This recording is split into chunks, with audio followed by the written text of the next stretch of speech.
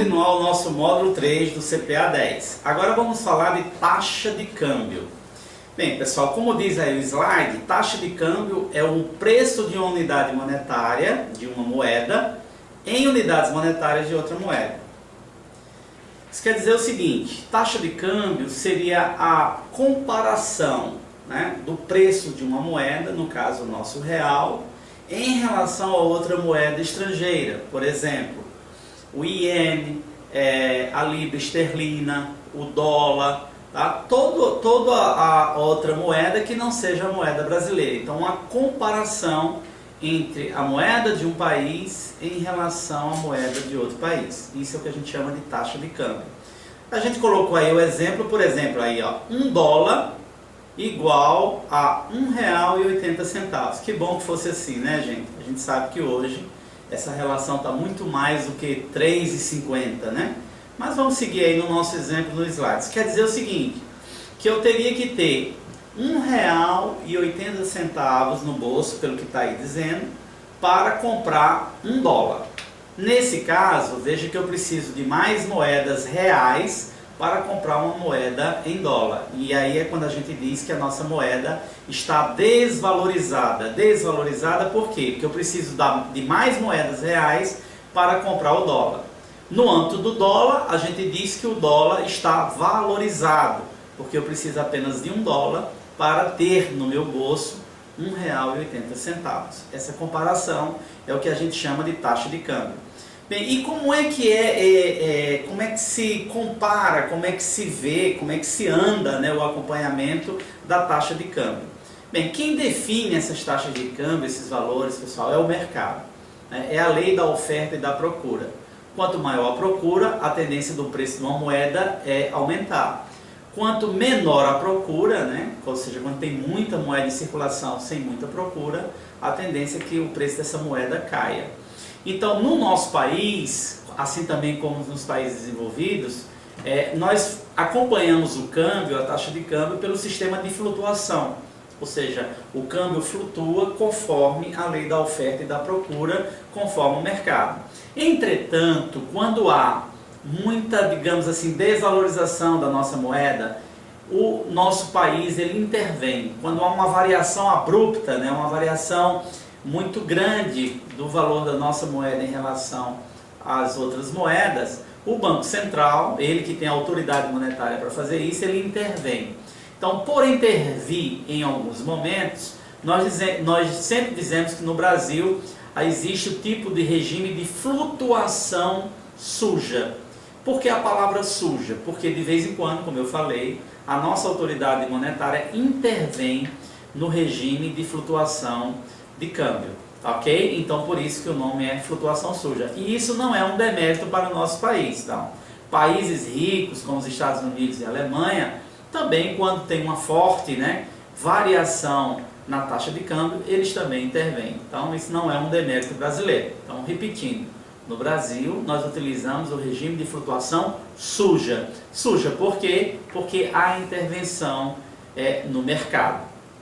Outra coisa também, pessoal, já houve uma época que o Brasil ele tinha um regime de câmbio fixo, né? O Brasil ele dizia o seguinte, olha, $1 vale R$1. Já aconteceu isso. E aparentemente você pode pensar que quando $1 vale R$1, o governo, né, através do Banco Central, não teria muito trabalho. Teria, pessoal, porque para bancar essa paridade, o governo, ou seja, o Banco Central, ele teria que utilizar as reservas internacionais para bancar aquela paridade. Não é porque o estrangeiro vai receber o nosso real valendo $1, não. Foi o governo que disse internamente que $1 vale R$1. Neste caso, o governo ele trabalha muito mais através do Banco Central para bancar essa paridade, utilizando as nossas reservas internacionais, que elas são em moeda estrangeira, e o governo banca essa paridade. Então dá muito trabalho o câmbio fixo, que nosso país já passou por ele. No entanto, atualmente nós temos o regime de flutuação, né? Embora seja suja, é o regime de flutuação. Então no regime de flutuação, que você deixa a taxa de câmbio fluir conforme a variação do mercado, o nosso Banco Central não utiliza, preste atenção, O Banco Central não utiliza as reservas internacionais no regime de flutuação, tá? Ele vai utilizar quando ele intervir, que aí a flutuação surge, aí ele mexe nas reservas cambiais. Isso é importante porque tem caído algumas perguntas na certificação da Anbima sobre isso. Espero que vocês tenham entendido. Bem, PTAX. O que seria PTAX? É uma taxa que expressa a média das taxas de câmbio praticada no mercado interbancário, mercado entre bancos, né? Compra e venda do dólar no mercado interbancário, entre bancos. E essa PTAX é divulgada pelo Bacen. Então, lembrando, a PTAX não é a taxa expressa da média do dólar. Não, preste atenção. A PTAX é a taxa expressa a média das taxas de câmbio, que pode ser dólar, que pode ser libra, que pode ser iene, enfim, qualquer variação, o euro, tá? Então, essa média expressa, né, de compra e venda de moedas estrangeiras é que a gente chama de PTAX, é o cálculo da média, e é divulgado pelo Banco Central. Bem, hoje no nosso país, todas as operações de câmbio, né, qualquer registro de compra de moeda ou de viagem, né, ele é obrigatoriamente registrado no Sisbacen, né? Todas as pessoas que compram moeda estrangeira deixam seu CPF, né? Independentemente do valor da compra, e quem acompanha essas compras, esses registros, é o Banco Central através do Sisbacen. Bem, taxa meta e taxa Selic over, né? Só para a gente fixar mais isso.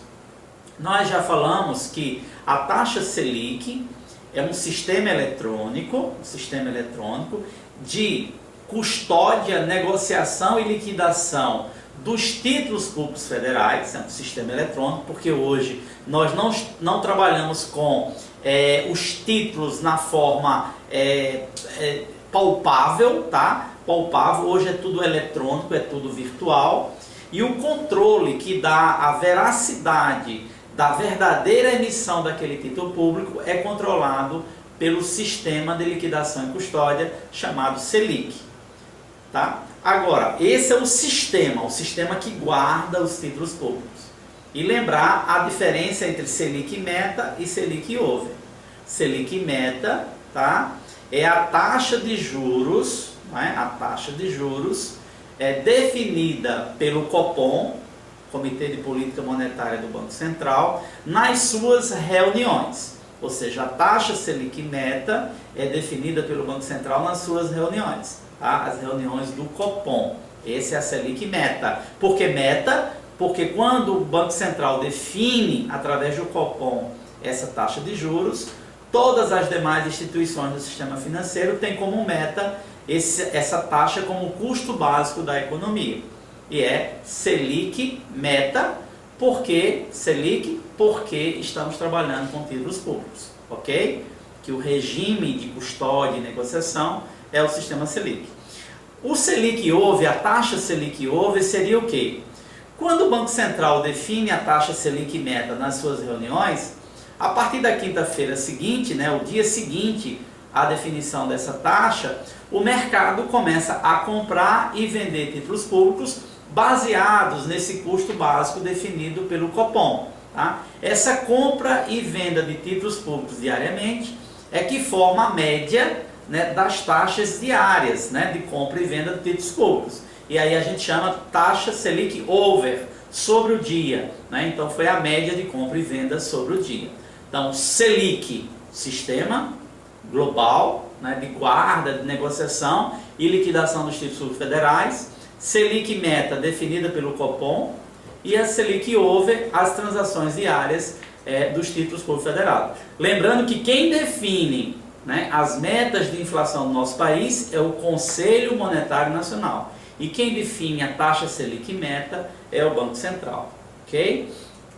Então, seguindo aí agora, CDI, Certificado de Depósito Interbancário.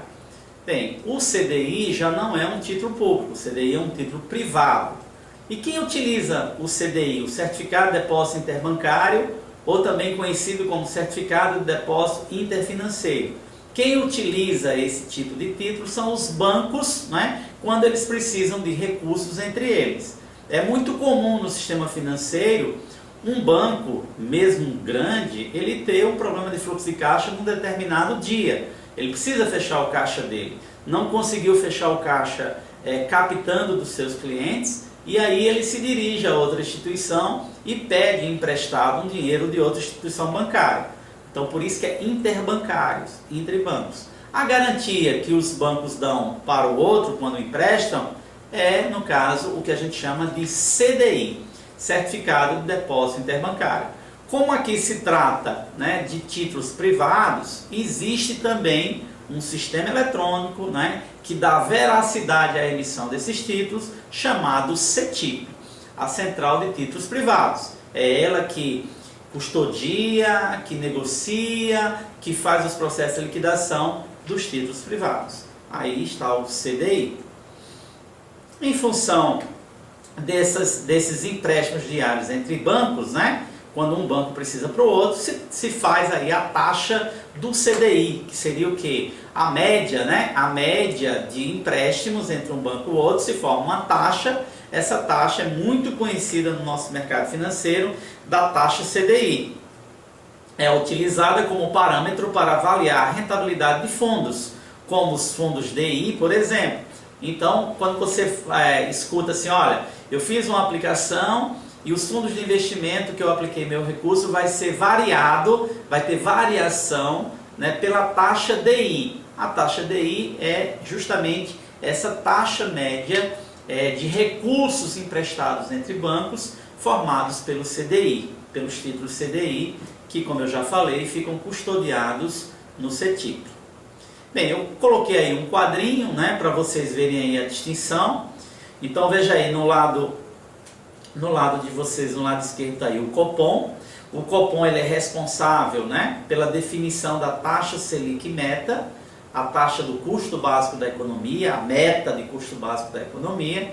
E botei um quadrinho do lado direito aí, né, explicando duas instituições financeiras, né, trocando recursos financeiros, tá, e utilizando aí os títulos privados, porque é entre instituição financeira e aí emitindo aí o CDI, o Certificado de Depósito Interbancário, surgindo aí a taxa, né, a taxa CDI, que seria o valor de remuneração que os bancos cobram entre eles pelo empréstimo. E mais abaixo, né, as instituições financeiras comprando e vendendo títulos públicos federais. Como se trata de títulos públicos federais, estão comprando e vendendo títulos públicos federais, se forma aí uma média de compra e venda desses títulos, formando aí a taxa Selic over. Eu acho esse quadrinho bastante interessante para a gente memorizar um pouco essa distinção entre o CDI, o sistema CDI e o sistema Selic. Bem, vamos seguir agora, pessoal, falando um pouquinho da taxa referencial, a TR. Bem, essa taxa referencial ela surge, como diz aí, da taxa básica financeira, né, que é formada, essa taxa básica financeira é formada em função de uma taxa média dos CDBs, dos depósitos a prazos, que os bancos emprestam aos seus clientes. Então, se pega a média dessas taxas do CDB, tá? Se expurga no cômputo dessa média as duas variações mais altas, as duas variações mais baixas, e aí se forma a taxa básica financeira, que vem do CDB, né, da compra e venda de CDBs que os bancos vendem aos seus clientes. Formado a taxa básica financeira, o governo aplica um redutor em cima dessa taxa básica financeira e surge aí o que a gente chama da taxa referencial, a TR. Então, de cara, vocês já podem ver que a taxa básica financeira, ela sempre será maior do que a taxa referencial, porque a taxa referencial surge através da aplicação de um redutor definido pelo Banco Central sobre a taxa básica financeira. Tá aí a formulazinha, né? Se você quiser, não precisa decorar a fórmula. Como eu já disse, essa certificação ela não exige cálculo, mas só para exemplificar que eu teria a taxa básica financeira, né? Eu colocaria o fator sobre o redutor, esse Rzinho aí é o redutor, depois eu tiro esse 1zinho aí do fator, multiplico por 100 e eu chego aí na taxa percentual da TR. Apenas uma exemplificação, mas não se preocupe com fórmula. Se preocupe com o conceito, né, que a TR ela surge em função da TBF, que esta ATBF surge em função das médias dos certificados de depósitos bancários. Bem, e essa TR, aonde ela é utilizada? Bastante utilizada, né, na remuneração da poupança, bastante utilizada na evolução do FGTS, do Fundo de Garantia por Tempo de Serviço, e também para os títulos da dívida agrária. Tá? A TR ela sempre é o índice, né, de cálculo desses produtos que eu acabei de falar: poupança, FGTS e títulos da dívida agrária. E a competência de calcular e divulgar a TR é do Bacen, é do Banco Central. Bem, o Comitê de Política Monetária, aqui fazer um resumo para vocês, como é que ele foi criado, né? Ele é muito importante para o acompanhamento da política monetária, né? Que é a política de moeda em circulação na nossa sociedade.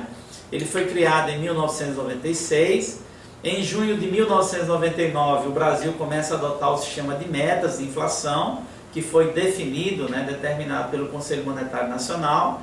O índice que o Copom utiliza nas suas reuniões para o acompanhamento da inflação é o IPCA, a gente já falou nisso nesse módulo, o Índice de Preço ao Consumidor Amplo. Ele é composto por uma diretoria colegiada, né, seus diretores e mais o presidente, e é através do Copom, como eu já falei, que é definido, né, a taxa de juros Selic meta, né, e o seu viés. Então, o que seria o viés? O viés seria a tendência, pessoal. Quando o Copom se reúne e define a taxa da inflação, ele também define a tendência, se a tendência é de alta, de baixa ou é neutra, né? A maioria das reuniões do Copom, ele além de definir a taxa de inflação, ele define o viés. E normalmente esse viés, nos últimos anos, é o viés neutro. O que quer dizer isso? Isso quer dizer o seguinte: quando o Banco Central ele define a Selic meta e o viés é neutro, a tendência é neutra, essa taxa só poderá ser alterada na próxima reunião do Copom, seja ela ordinária, que está lá dentro do calendário divulgado no site do Banco Central, ou através de uma reunião extraordinária. Mas ela não pode mudar, né, aquela taxa definida não pode mudar se o viés for neutro a qualquer tempo, apenas nas reuniões. E se o viés for de alta? Bem, se o viés for de alta, é porque o Copom ele definiu a taxa, mas deixou a autorização ao presidente do Banco Central, exclusivamente ao presidente do Banco Central, de a qualquer momento ele aumentar essa taxa antes da próxima reunião. E isso se o viés for de alta. Se o viés for de baixa, o presidente do Banco Central, exclusivamente ele, antes da próxima reunião, ele poderá definir, determinar a baixa da taxa definida na reunião. Neste caso, desde que o viés definido pelo colegiado tenha sido o viés de baixa, ok? Então, lembre-se disso, só quem pode alterar a taxa antes da próxima reunião do Copom é o presidente do Banco Central, respeitando o viés, ou seja, respeitando a tendência, se é de alta ou de baixa. Bem, uma vez definido o viés, que eu acabei de explicar, já disse isso, né, compete ao presidente do Bacen e exclusivamente ele a tarefa de executar a referida tendência, ou de alta ou de baixa. Bem, o Copom se reúne em 2 dias, essas reuniões normalmente acontecem numa terça e quarta-feira, sendo o primeiro dia reservado para a apresentação de dados conjunturais e discussão. Então, pessoal, na terça-feira, essa reunião ela é realizada não só apenas com a presença do colegiado do Banco Central. Então, nessa reunião estão chefes de departamento, a equipe técnica, convidados, né? O presidente do Banco Central ele pode convidar pessoas de ilibada competência na área econômica para participar dessa reunião do Comitê de Política Monetária. E na terça-feira, que é o primeiro dia, se discute toda a conjuntura econômica, não só nacional como internacional. E aí é onde vão se ver os índices de inflação, a tendência, a questão do desemprego, a questão do PIB que nós vimos aqui nesse módulo, do Produto Interno Bruto, como anda, como é que estão os gastos públicos, ou seja, a política fiscal. É discutido tudo, não só do nosso país, como também do mercado internacional. Bem, isso na terça-feira. No segundo dia, na quarta-feira, só se reúne para definir a taxa Selic meta o colegiado. Então, o colegiado, baseado em tudo que foi discutido, que foi apresentado, que foi explanado na reunião da terça-feira, o comitê ele se reúne e efetivamente define a taxa Selic meta, que é a taxa básica da nossa economia. Ok? Bem, o Bacen, por questões de transparência, divulga os votos efetuados pela diretoria colegiada. É muito comum a gente ver na imprensa assim: o Comitê de Política Monetária Nacional se reuniu e definiu a taxa Selic meta de tanto, com viés neutro, por unanimidade. Ou seja, quer dizer que aquela decisão daquela taxa seguiu, o parecer idêntico de todos os seus componentes. Como também o Banco Central define, quando não é por unanimidade, o nome dos diretores que votaram para aumento, para baixa, fica tudo clarificado. Isso dá muita transparência, muita, digamos assim, confiabilidade que o Banco Central passa para os investidores.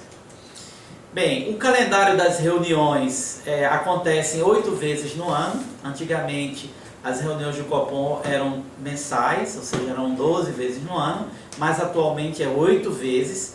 Isso normalmente no final do mês de outubro de um determinado ano já é divulgado as datas de todas as reuniões que o Copom vão ter no ano seguinte. E o Banco Central, pessoal, segue rigorosamente o calendário dessas datas a fim de dar transparência e credibilidade às suas ações. Bem, fora do calendário, o Copom pode se reunir, mas para tratar de fatos, digamos assim, extraordinários e convocados pelo seu presidente. Uma coisa muito importante nessa reunião é a ata, Então, o Copom ele define a taxa Selic meta na quarta-feira, depois das 18 horas, quando o mercado já fechou, e é divulgado, apenas na quarta-feira é divulgada a taxa e o seu viés, e o número de votos, se foi por unanimidade ou não. Mas na quinta-feira da semana seguinte, 6 dias úteis mais ou menos após, é conhecida a ata, e essa ata é de suma importância, porque é nessa ata que os analistas de mercado, a sociedade, vão ler, vão reconhecer o que foi explanado na reunião do Comitê de Política Monetária. Um dia depois, mais um dia útil, essa ata também ela é divulgada na língua estrangeira, haja vista a importância das informações da nossa economia para o mercado internacional também. Bem, tem uma coisa para encerrar esse módulo, é que o sistema de metas de inflação, como eu falei, é definido pelo Conselho Monetário Nacional. O nosso país, ultimamente, vem definindo que a nossa inflação, ele define como 4,5% ao ano, podendo variar para mais 2 ou menos 2, ou seja, 6,5%, ou para baixo, 2,5%, 2 para cima, 2 para baixo. Quem define essas metas de inflação é o Conselho Monetário Nacional. O Banco Central, através do Comitê de Política Monetária do Copom, nas suas reuniões, ele vai tentar seguir essas diretrizes emanadas do Conselho Monetário Nacional. Mas, por exemplo, e se o Banco Central não conseguir deixar a inflação, regular a inflação nas metas definidas pelo Conselho Monetário Nacional? Fato que aconteceu o ano passado, no ano 2015. A nossa inflação foi muito mais do que 6,5%, ou seja, muito mais do que os 2% a mais do que o centro da inflação, que era 4,5%. O que acontece? Bem, pessoal, nesse caso, o presidente do Banco Central, da Autoridade Monetária de Acompanhamento de Controle da Inflação, ele dirige uma carta. A gente diz que essa carta é aberta. Por que a carta é aberta? Porque qualquer um cidadão pode ter acesso a esta carta via o site do Banco Central, então todos nós vamos ter conhecimento. Então o presidente do Banco Central dirige uma carta aberta ao ministro da Fazenda, que é o presidente do Conselho Monetário Nacional, dizendo aí os motivos do descumprimento, as providências que foram adotadas até aquele momento para colocar a inflação nos eixos e o prazo de retorno que o Banco Central espera que essa inflação seja regularizada, ela volte à normalidade. Então, repetindo, caso o país ultrapasse o limite de inflação determinado pelo Conselho Monetário Nacional, cabe ao presidente do Banco Central dirigir uma carta aberta diretamente para o presidente do Conselho Monetário Nacional, que é o ministro da Fazenda, explicando os motivos da inflação ter ficado desenquadrada, né? As providências tomadas até esse momento para regularizar isso e o prazo esperado desta inflação voltar à normalidade. Isso é uma exigência do Conselho Monetário Nacional. No último dia de cada trimestre, ou seja, em março, junho, setembro e dezembro, é publicado o relatório de inflação pelo Comitê de Política Monetária, bastante importante também para o mercado, para o acompanhamento dos índices inflacionários do nosso país. Bem, pessoal, vamos dar uma paradinha aqui, daqui a pouco a gente volta para dar continuidade ao nosso módulo 3 do curso CPA 10. Muito obrigado.